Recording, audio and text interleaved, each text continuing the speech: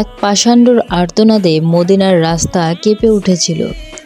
আসাদ তার ঘোড়া নিয়ে বৃদ্ধের দোকানের উপর চালিয়ে দিচ্ছিল, যেন সাধারণ মানুষের প্রাণের কোনো মূল্যই নেই তার কাছে।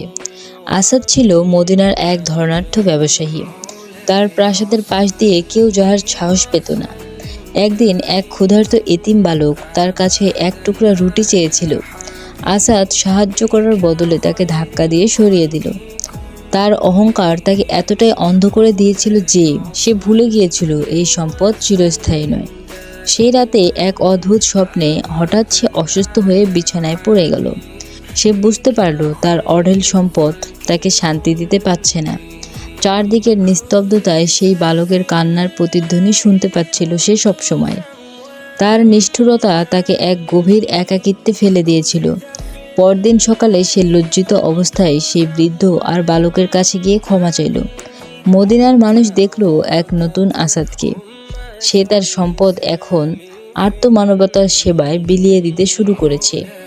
তার পাথরের মতো কঠিন মন গলে ভালোবাসার ঝর্ণায় পরিণত হয়েছে। তো ক্ষণিকের এই পৃথিবীতে আমরা কত কিছুই করি যা আমাদের করা উচিত নয়। আমাদের সকলের মনেই একটু ভালোবাসা জন্মানো উচিত নিরীহ মানুষদের প্রতি। তো ভিউয়ার্স, আজকের গল্পটি কেমন লেগেছে কমেন্টে বলবেন, আর এরকম ভিডিও পেতে অবশ্যই চ্যানেলটিকে সাবস্ক্রাইব করে রাখবেন।